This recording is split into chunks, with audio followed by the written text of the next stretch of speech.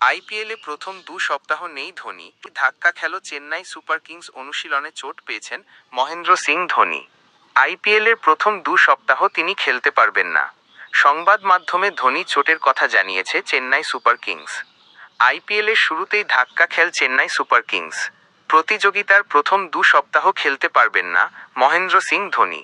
তার চোটের কথা আইপিএল শুরুর দিন সকালে সংবাদ মাধ্যমে জানিয়েছেন চেন্নাই কর্তৃপক্ষ। ধোনি কাফ মাসলে পায়ের পেশি চোট পেয়েছেন। চোট সারলেও খেলার মতো অবস্থায় নেই। অভিজ্ঞ উইকেটরক্ষক ব্যাটার এখন রিহ্যাব করছেন। মনে করা হচ্ছে সম্পূর্ণ ফিট হতে তার 2 সপ্তাহ মতো সময় লাগবে। সেক্ষেত্রে আগামী 11ই এপ্রিল দিল্লি ক্যাপিটালস ম্যাচ পর্যন্ত তার খেলার সম্ভাবনা নেই। সেক্ষেত্রে প্রথম 4টি ম্যাচে ধোনিকে পাবে না চেন্নাই।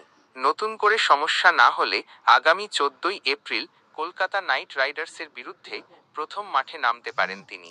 ধোনি খেলতে না পারলেও চেন্নাইয়ের বড় সমস্যা হওয়ার কথা নয়, কারণ এবারই সিএসকে কর্তৃপক্ষ দলে নিয়েছেন সঞ্জু স্যামসনকে।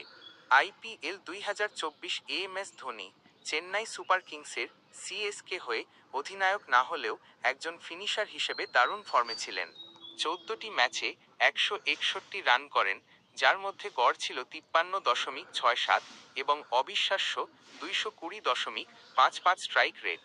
তিনি বেশিরভাগ ম্যাচেই শেষ দিকে নেমে দ্রুত রান তোলেন এবং অনেকগুলো ছক্কা মেরে দলের রান বৃদ্ধিতে গুরুত্বপূর্ণ ভূমিকা রাখেন।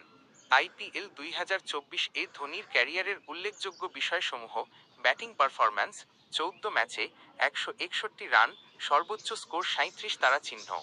উইকেট রক্ষক ও ব্যাটার অধিনায়ক ছিলেন না 220.55, যা প্রমাণ করে তিনি ডেথ ওভারে কতটা কার্যকর ছিলেন। তিনি টুর্নামেন্টে বেশ কয়েকটি বিশাল ছক্কা মেরে দর্শকদের মুগ্ধ করেন। ধোনি এই মরশুমেও তার চেনা ফিনিশার মেজাজে ছিলেন এবং ম্যাচের শেষ কয়েক ওভারে দ্রুত গতিতে রান তুলে ভালো অবস্থানে নিয়ে যেতে সাহায্য করেন।